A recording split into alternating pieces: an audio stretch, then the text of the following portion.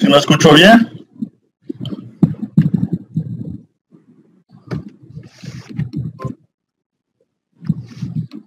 Hola, hola, ¿sí me escucho? Sí, se escucha. Muy bien.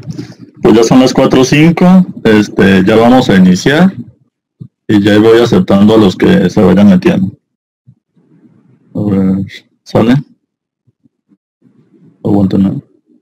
Bueno, yo soy Martín Navarro, soy agregado de medicina interna, y hoy les voy a dar la clase de hipernatremia.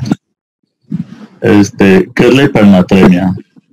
La hipernatremia es un sodio elevado, un sodio arriba de 145, ya la consideramos como tal. Es una anormalidad electrolítica de alta frecuencia, tal vez no tanto como la hiponatremia, pero pues sí hay gran caso de la misma, principalmente en el ámbito hospitalario. ¿Y por qué es importante? Porque conlleva una alta mortalidad. Se dice que los pacientes que tienen sodio arriba de 145 tienen de 40 a 60% más probabilidades de fallecer. Una clasificación pues clásica de la misma es de acuerdo a los niveles del sodio sérico. Hay muchas clasificaciones, la que yo les encontré es esta, donde vemos que hipernatremia leve es un sodio de 146 a 150, moderada de 151 a 159 y severa arriba o igual a 160 milequivalentes. Para comprender un poco la hipernatremia, lo que tenemos que saber pues es el conceptos básicos del mantenimiento normal del agua corporal. De entre todos ellos, iniciaremos con el balance de agua. El agua corporal total es el agua que aproximadamente el cuerpo humano contiene. Dependiendo qué tanta grasa tenga el cuerpo, es el agua que tiene, viendo que entre más tejido adiposo, menos el agua corporal total. Un aproximado es el 60% del peso en hombres y 50% del peso en mujeres. Otro concepto básico es la tonicidad. Por tonicidad nos referimos a cómo se comporta el volumen celular en una solución dada, y esta representa la acción de los moles efectivos a través de una membrana. Con este concepto, entonces vemos que una célula que está rodeada de una solución hipertónica tiende a contraerse al sacar agua. Una célula que está en una condición hipotónica, al contrario, se hincha al entrar el agua, y una célula en una condición isotónica pues está en equilibrio. Los osmoles efectivos son sodio, glucosa y potasio principalmente. Entonces vemos que la osmolaridad no es lo mismo que tonicidad. La osmolaridad solamente nos mide los osmoles efectivos y los inefectivos. Los osmoles inefectivos vienen siendo urea y alcohol, y estos son los osmoles que pasan a través de la membrana celular libremente sin causar cambios en su volumen. La osmolaridad plasmática se saca con esta fórmula, y esta es una mala, no nos mide la tonicidad. Para eso tenemos la osmolaridad efectiva, en la cual ya no agregamos boom a la ecuación.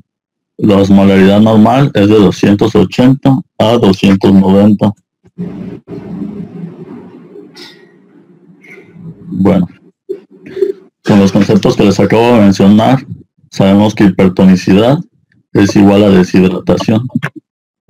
Deshidratación es igual a pérdida de agua corporal. Entonces, si un paciente está hipertónico, es normal que el agua corporal total disminuya.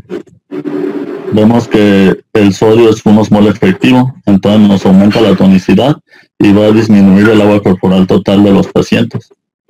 Siendo así, estoy agregando más personas. Siendo así, vemos que el agua corporal total en pacientes con hipernatremia disminuye. En comparación de pacientes normales, ahora el agua corporal total en hombres es del 50% de su peso, y en las mujeres es del 40% aproximadamente. Muy bien. Otro de los conceptos que tenemos que tener en claro es cómo se mantiene este equilibrio. Vemos que los osmoreceptores son muy importantes para mantener el agua corporal total en los pacientes y así los niveles de sodio. Estos están distribuidos a lo largo del sistema nervioso central. ¿Cómo funcionan? Funcionan con la hipertonicidad de la solución que les llega mediante la sangre. Vemos que los osmoreceptores, al contraerse con una solución hipertónica, se van a despolarizar, haciendo que se envíe una señal nerviosa y el paciente comienza a tener sed o se libere la desmopresina de la neurohipófisis. ¿Cuándo ocurre esto? Cuando la osmolaridad llega a 285 o hay un aumento de la tonicidad del 1 al 2%. Después de la liberación de la antidiurética, llega a los riñones a los receptores B2, los cuales se encuentran en la parte ascendente gruesa del asa de Henle del conducto colector y retiene agua, sale para disminuir la tonicidad. Al contrario de cuando le llega una sangre hipotónica, estos osmoreceptores se hiperpolarizan y evitan que al paciente le dé sed o que se libere la desmopresina, evitando la sobrehidratación. En cuanto a la etología, las causas de la hipernatremia se dividen en dos. O hay un aumento del sodio o hay una disminución del sodio y del agua, pero en mayor cantidad del agua. El chiste es que el sodio va a terminar en grandes cantidades. De acuerdo a esto que les acabo de mencionar, podemos dividir la hipernatremia por pérdidas de agua y a la vez la misma la podemos dividir en pérdidas renales, como por ejemplo la diabetes insípida, la diuresis osmótica o los diuréticos de asa.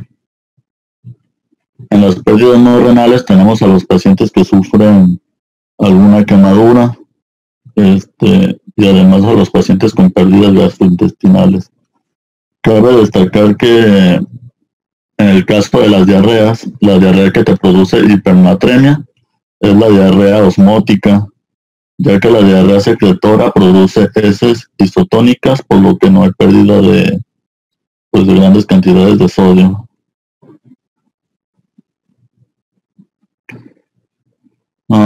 También hay hipernatremia por ganancias de sodio, las cuales pues son raras, generalmente ocurren en los hospitales, a la hora de tratar, por ejemplo, una acidosis metabólica con bicarbonato de sodio, que estamos reponiendo sodio y se nos va la mano, o incluso en pacientes con algún EBC en los cuales tenemos que administrar sodio como medida de neuroprotección.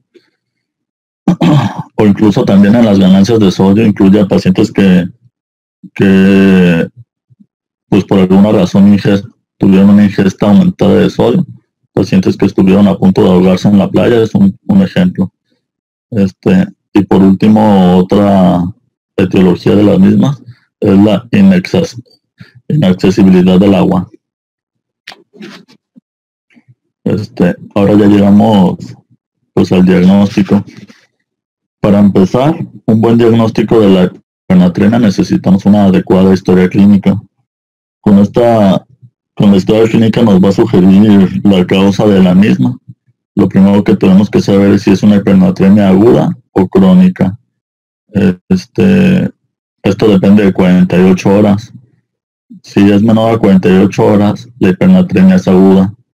Si es mayor, es crónica. Y si no sabemos cuánto tiempo lleva de evolución, la clasificamos como crónica. Posteriormente valoramos si los pacientes tienen síntomas o no. Y si los pacientes tienen síntomas, si estos son severos. Los síntomas característicos de una hipernatremia son neurológicos. Por ejemplo, letargo, debilidad o irritabilidad. Y toda esta sintomatología nos puede evolucionar a crisis convulsivas o incluso la coma como parte de los síntomas severos. Uno de algo de lo más importante en cuanto al diagnóstico y tratamiento de la hipernatremia es la valoración del estado de volumen. Esta nos va a dar 3 tipos de hipernatremia. Otra vez, vemos que las hipernatremias con pérdida de sodio o hipernatremias hipovolémicas son pacientes que presentan taquicardia, hipotensión, datos de bajo gasto. Generalmente nos indican que el paciente tiene o pérdidas gastrointestinales o renales. Ahorita vamos a ver cómo diferenciar entre cada una. Otra hipernatremia común, pues es con contenido normal de sodio.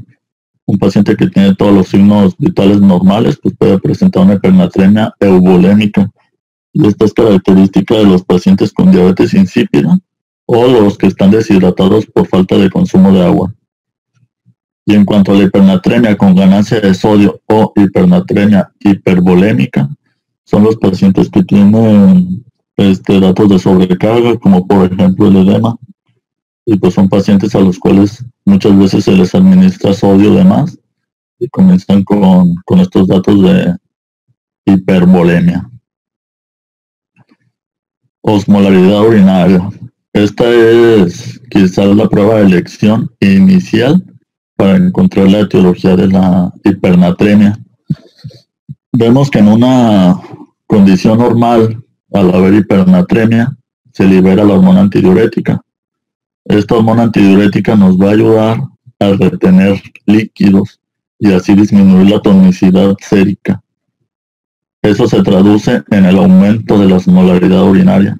Vemos que el paciente empieza a orinar de forma más concentrada y lo normal en pacientes con hipernatremia es que la osmolaridad urinaria se encuentre entre 600 y 800 miliequivalentes por kilogramo. Esta es la fórmula para sacar la misma. Restamos 1000 a la densidad urinaria y lo multiplicamos por 35. Esta fórmula nos va a dar tres cifras importantes. Vemos que si un paciente tiene una osmolaridad urinaria menor de 300, es diabetes insípida. Así que muchas veces esto se complementa con la historia clínica. No sé, un paciente con un EBC y ya sabes que es lo más seguro. Si el paciente tiene una osmolaridad urinaria de 400 a 800, hay de dos. O el paciente tiene una diabetes insípida parcial o tiene una diuresis osmótica. Nos va a ayudar mucho también la historia clínica en esto. Por ejemplo, si el paciente tiene cetoacidosis, pues ya sabemos que tiene una diuresis osmótica. En pacientes que tienen una osmolaridad urinaria arriba de 800, significa que la antidiurética está funcionando normalmente y seguramente la deshidratación se deba a pérdidas gastrointestinales, a que no está tomando agua, por ejemplo. El agua libre en orina es el agua libre que se libera del cuerpo a la hora. Esta la sacamos con esta fórmula. Vemos el volumen urinario por mililitros y en horas. Lo vamos a multiplicar por la suma del sodio y el potasio urinario entre el sodio sérico menos 1. Déjenme hacer todo bien. Y nos va a dar, y ya dependiendo de los valores que nos dé, también nos puede acercar un poco a la etiología. Vemos que valores negativos o cercanos a 0 sugieren pérdidas gastrointestinales o insensibles. Y vemos que valores elevados nos indican que el paciente tiene una diuresis osmótica, tiene diabetes insípida, uso de diuréticos o falla renal. Más adelante veremos que esta fórmula va a ser muy importante a la hora de reponer los líquidos. Ya pasamos al tratamiento. El paso número 1 para corregir una hipernatremia es identificar el factor predisponente e iniciar el tratamiento correspondiente. Esto se puede decir entre comillas, de acuerdo al artículo que aquí les menciono. Si el paciente tiene una hipernatremia aguda o muy sintomática, este paso se tiene que corregir hasta que corrijas la hipernatremia, no así en una hipernatremia crónica. en la que tenemos pues, mucho tiempo para corregirla y podemos iniciar el tratamiento correspondiente para evitar que se siga perdiendo líquidos o que se siga ganando sodio. Dentro del paso número 1 tenemos que corregir el sodio con la glucosa si es que amerita. Se sabe que hay una disminución de sodio de 1.6 miliequivalentes por cada 100 miligramos sobre decilitro de glucosa arriba de 100. Y el sodio disminuye 4 miliequivalentes por cada 100 miligramos arriba de 400 de glucosa. Entonces, es importante, por ejemplo, en un paciente que tiene cetoacidosis, que tiene diuresis osmótica y tiene hipernatremia, pero tiene una glucosa de 800. Entonces, muy probablemente nos salga el sodio mucho más bajo, incluso normal. El paso número 2 para tratarla es evaluar el tiempo de evolución de la misma. Un paciente que tiene 48 horas, que tiene menos de 48 horas, pues tiene aguda más 48 crónica, como ya les había mencionado. Esto es importante porque nos dará el tiempo para reponer la hipernatremia, la velocidad de aplicación de líquidos. Vemos que en un paciente con un trastorno agudo se puede disminuir de forma rápida el sodio de forma segura, sin tener el peligro de presentar edema cerebral. Vemos que la meta es disminuir 1 miliequivalente cada hora hasta llegar a 145 miliequivalentes. Una vez llegando a este nivel de sodio, disminuimos la solución a la mitad para llegar a 140. Esa va a ser nuestra meta y después suspendemos. En un paciente con un trastorno crónico, la meta va a ser disminuir de 8 a 10 miliequivalentes al día para que sea seguro para el paciente y así evitar el edema cerebral. Aunque el edema cerebral generalmente ocurre en pacientes más jóvenes o en niños, no se ha visto pues cambios muy significativos si aumentas la velocidad, pero no te puedes arriesgar a desarrollarlo. El paso número 3 para su corrección va a ser determinar la cantidad de fluido a reemplazar. Para esto tenemos esta fórmula, la cual nos dará el déficit de agua. Vemos que el agua corporal total se va a multiplicar por la división entre sodio plasmático y 140 menos 1. Esta fórmula nos dará el agua necesaria para disminuir el sodio a 140. El paso número 4 va a ser abordar cualquier pérdida continua de agua. Es importante para no quedarnos cortos a la hora de reponer el sodio. Con esta fórmula que les acabo de mencionar, vamos a tener el agua necesaria para disminuir el sodio a 140, pero no toma en cuenta las pérdidas insensibles. Entonces muchas veces vamos a aplicar agua de menos. Vemos que las pérdidas insensibles, pues con esta fórmula que es la más fácil, el peso se multiplica por 0.5 por 24 horas y nos da las pérdidas insensibles. Se multiplica por 1 en caso de tener fiebre por horas de fiebre. O 10 mililitros por kilogramo al día, o agregar 3.5 mililitros por kilogramo al día en pacientes con fiebre por cada grado arriba de 37.5. Aquí les puse un ejemplo. Tenemos que determinar la cantidad necesaria de agua para disminuir el sodio de 8 a 10 miliequivalentes. Vemos que tenemos una hipernatremia de 156 con un déficit de agua de 6 litros. Esto significa que 6 litros nos darán 140 miliequivalentes de sodio. Aquí vemos. Si 6 litros nos disminuyen 16 miliequivalentes, esto significa que cada litro nos va a disminuir 2.66 miliequivalentes. Para disminuir los 10 miliequivalentes máximos al día, vamos a dividir 10 entre 2.66 y nos va a dar 3.75 litros en 24 horas para disminuir 10.000 equivalentes, que es lo máximo que podemos. Esto pues vamos a hacer una regla de 3 y le vamos a decir a la enfermera que pase 156 mililitros cada hora en bombas de infusión.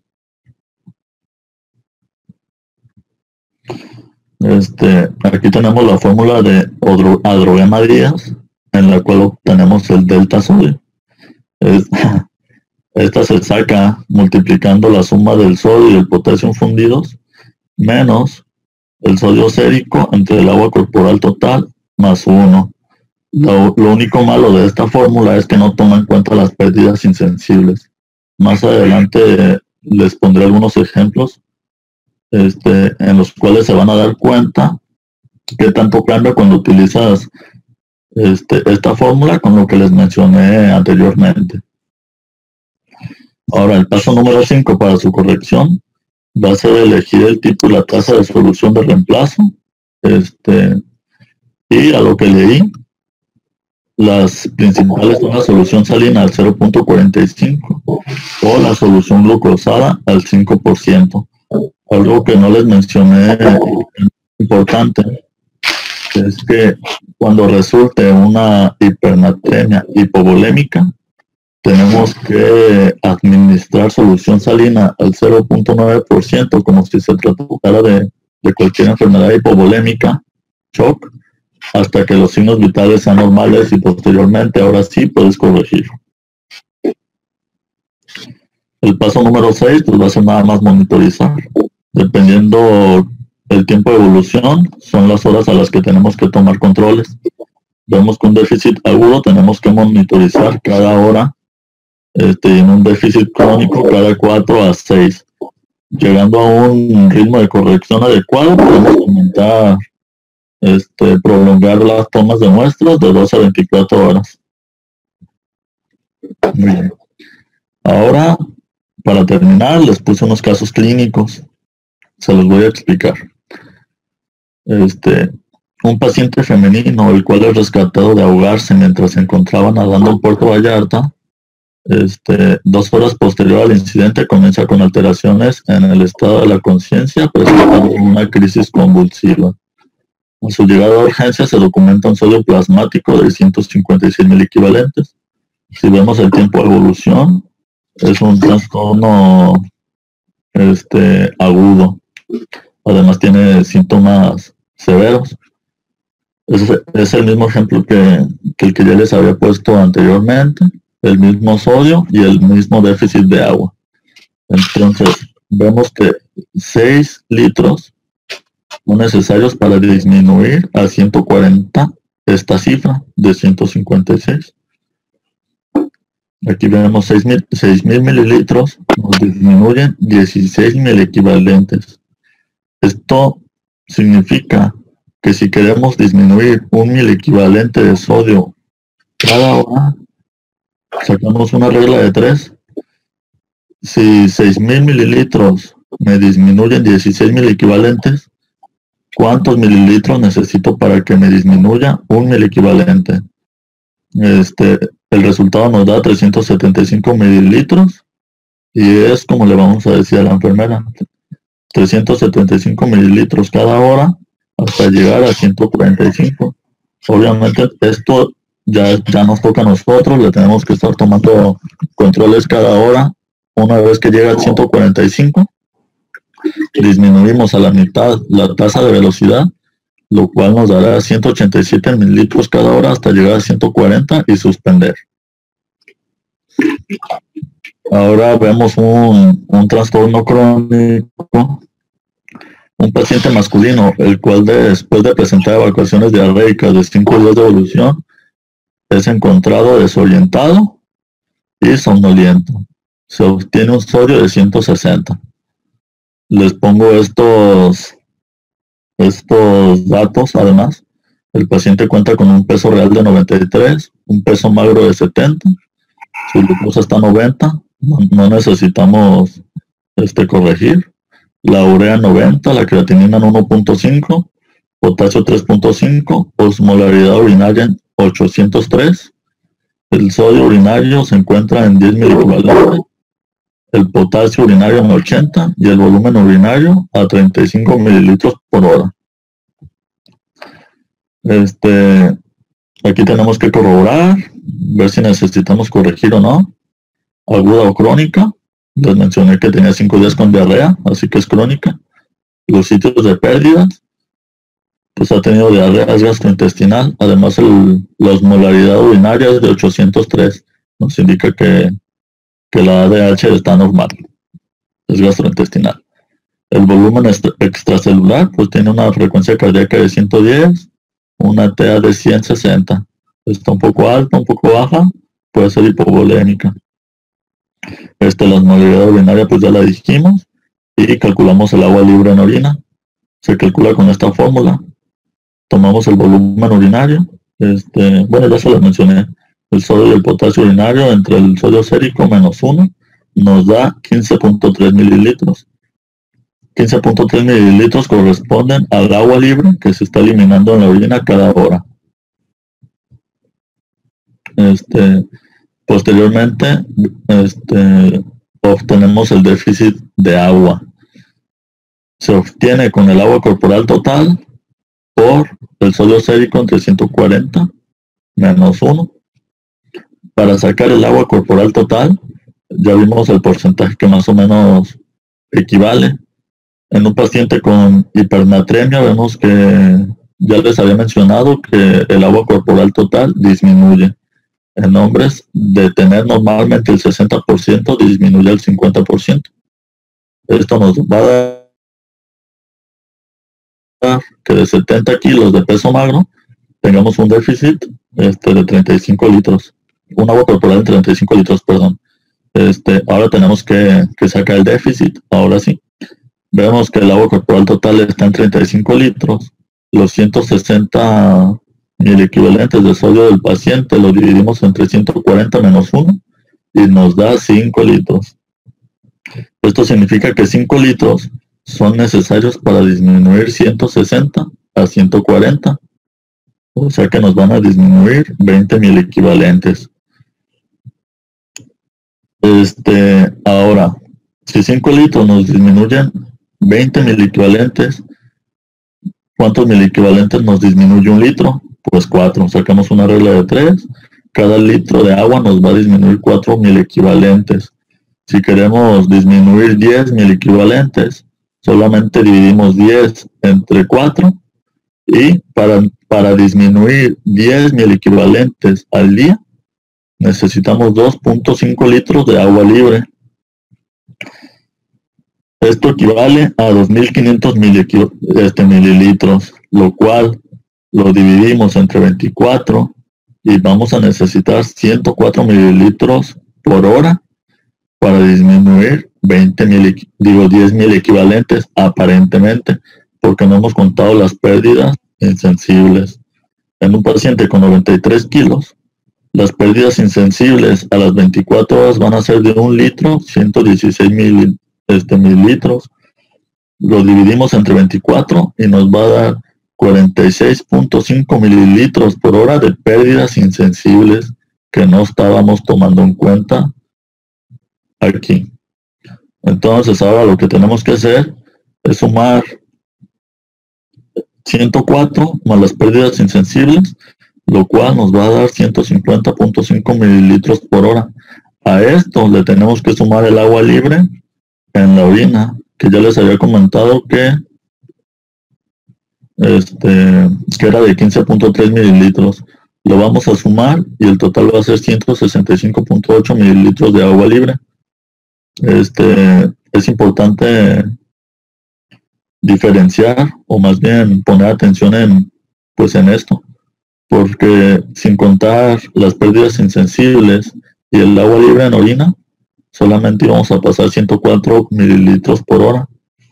Obviamente nos íbamos a quedar cortos y no íbamos a llegar a la meta de reducción de sodio que necesitábamos, a comparación de 61 mililitros de agua a la hora de más. El siguiente paso es determinar el tipo de solución que vamos a utilizar. Yo les puse las dos más utilizadas. La solución glucosada al 5% y la solución salina al 0.45%. Vemos que la solución glucosada, 1 litro de solución glucosada tiene 1 litro de agua libre. Esto significa que los 165.8 mililitros que necesitamos para disminuir esos 10 mil equivalentes al día son los que le vamos a pasar de solución glucosada. Y 1000 mililitros de solución salina al 0.45% contiene nada más 500 mililitros de agua libre. Sacando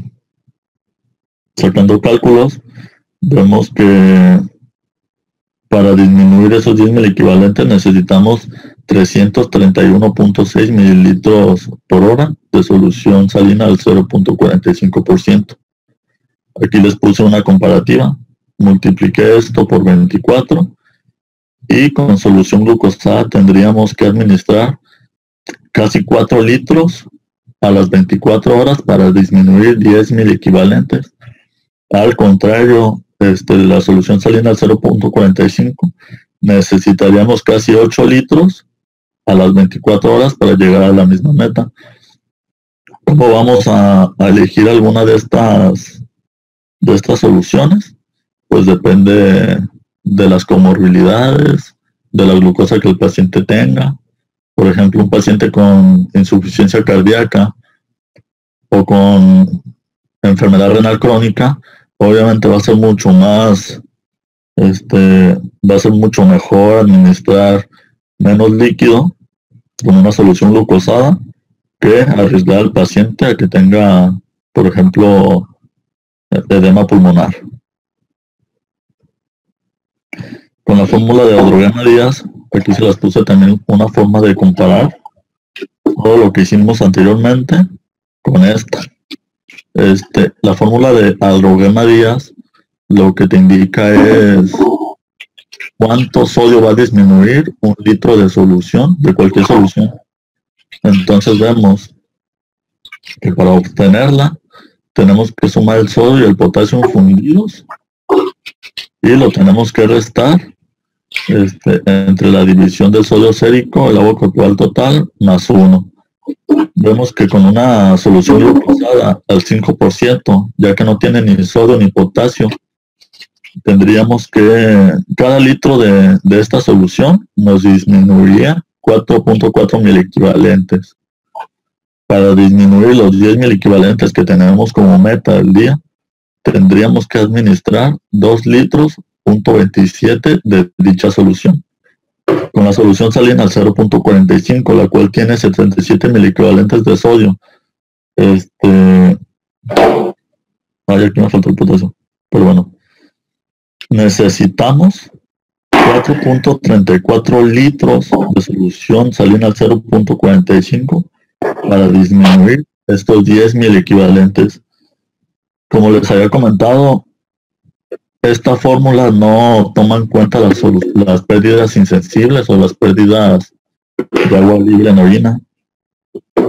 Y como forma comparativa, esta fórmula nos da 2.27 litros para reponer estos 10 mil equivalentes. Mientras acá necesitamos casi 4 litros. Vean la diferencia en 4 litros que nos da esto, sin contar las pérdidas insensibles.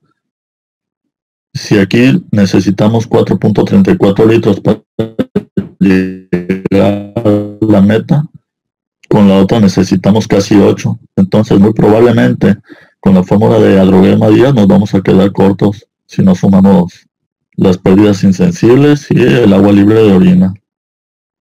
Por último, ya nada más tenemos que monitorizar. Recuerden, cada 4 a 6 horas ya llegamos a 140 y ya la repusimos. Y sería todo. No sé si tengan algún comentario, alguna duda. Sí, bueno, ¿sí me escuchan?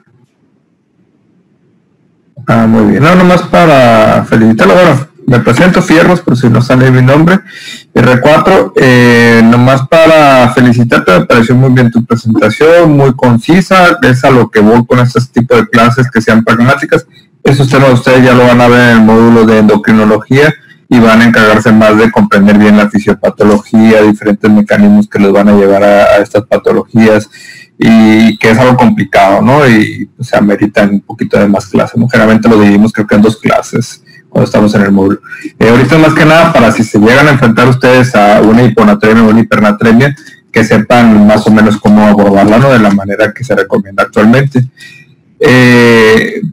Me quiero destacar lo de igual se lo mencioné la vez pasada, ¿no? En este tipo de trastornos del sodio, es bien importante que ustedes comprendan que lo primero que deben de pensar no es que un medicamento, que una diabetes insípida o un CIAT, sino un desbalance de agua libre que tenga ese paciente. Generalmente se van a dar porque el paciente no está consumiendo suficiente agua, o no le estamos dando el aporte suficiente de agua, o le estamos dando de más, ¿no? En el caso de la hiponatremia.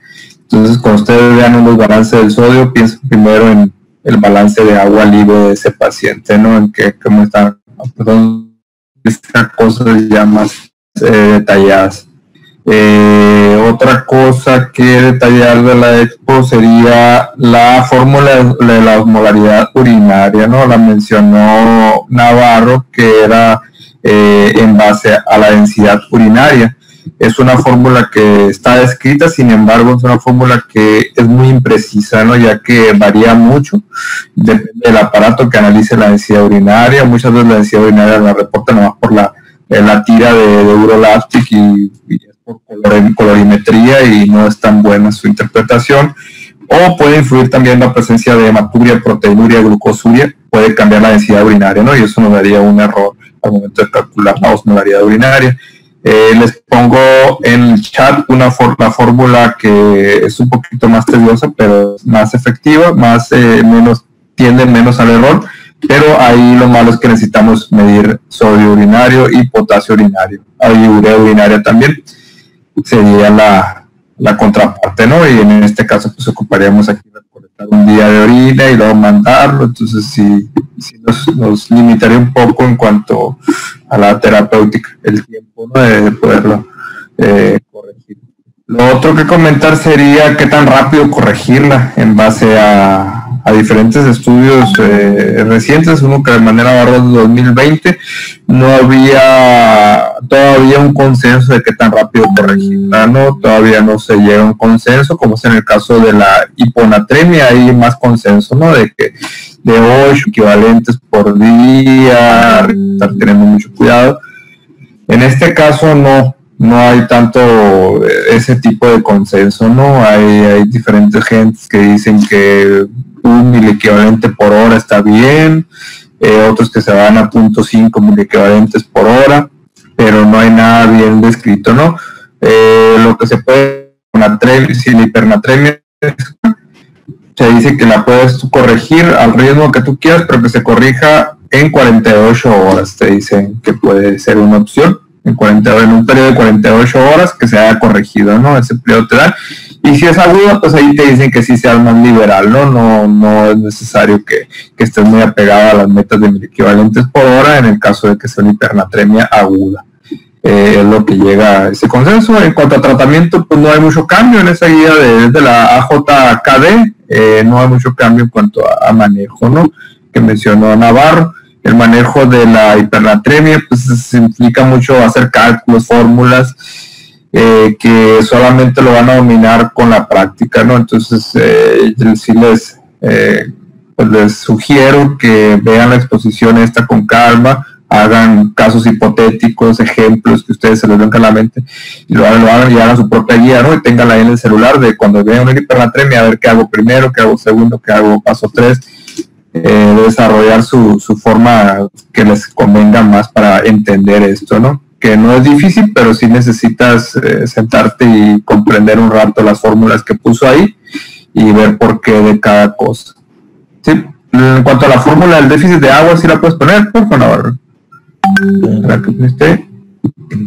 Ya nomás ahí creo que hay que se puede prestar confusión. Aquí haré falta 2 paréntesis. Uno aquí Y otro aquí. Primero vas a dividir el sodio sérico entre 140 y luego le vas a restar el menos 1, ¿no? Sería, porque pudiera prestarse que es 140 menos 1 primero, ¿no? Pero es una regla matemática, pero si acaso, para que no se preste confusión, porque ya a mí me pasó antes que lo dividí entre 139. Entonces, ese paréntesis es muy importante, no restar 140 menos 1, sino el resultado de la división. Y pues sería todo por mi aportación. No sé si alguien más quería aportar algo, preguntar algo. Muy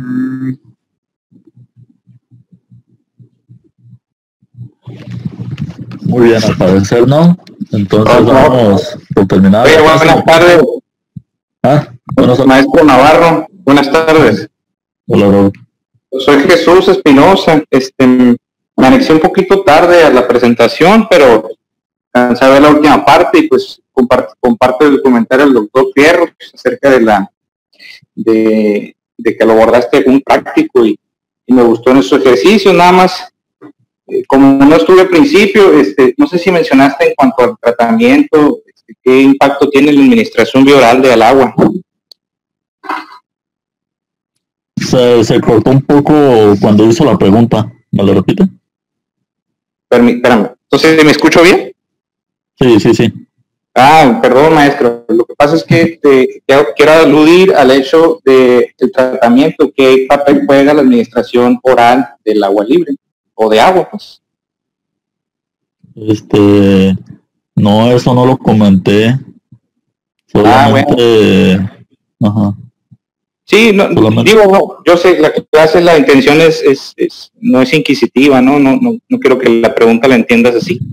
Hay nada más recordarles a ustedes y para ampliar el contenido de tu plática, es que también en la vía oral, cuando un paciente, pues, sobre todo una hipernatremia crónica, donde no hay mucha celeridad a la hora de la corrección, pues todo paciente que tenga viable la vía enteral hay que darle agua por esa vía y no clavarnos tanto con la administración intravenosa de los líquidos, ¿no?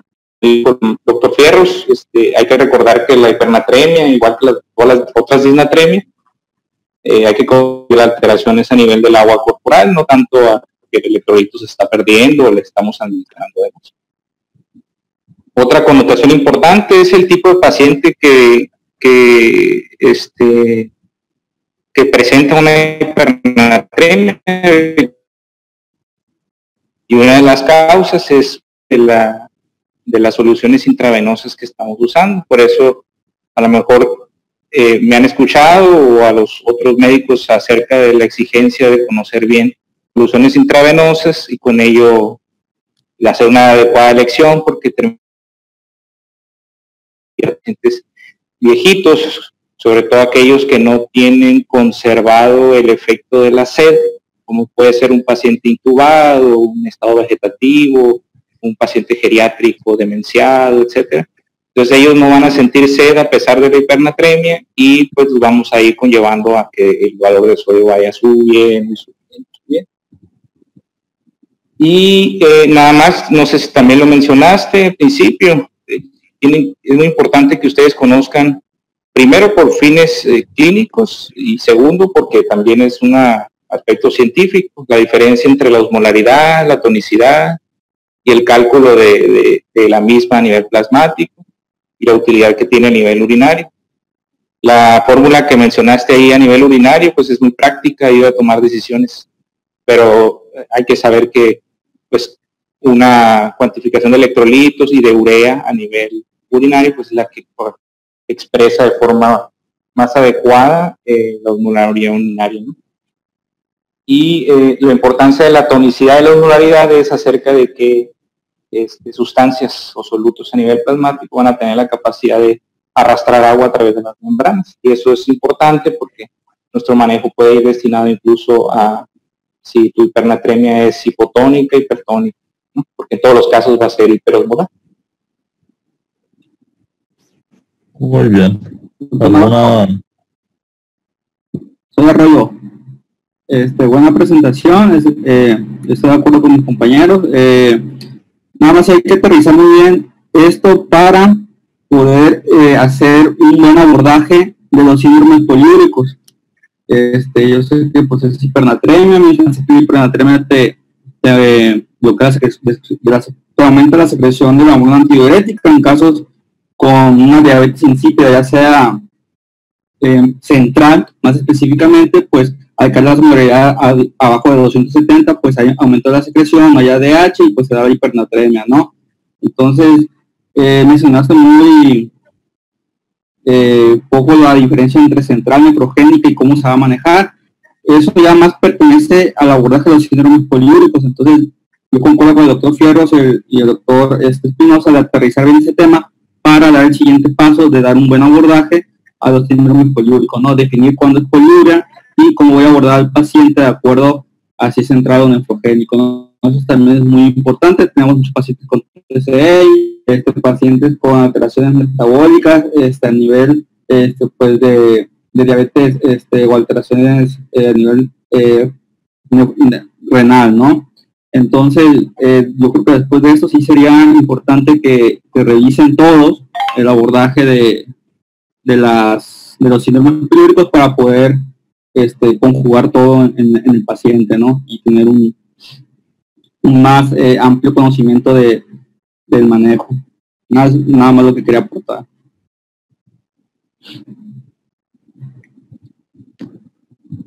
Muy bien, doctor. ¿Algún otro comentario o aportación?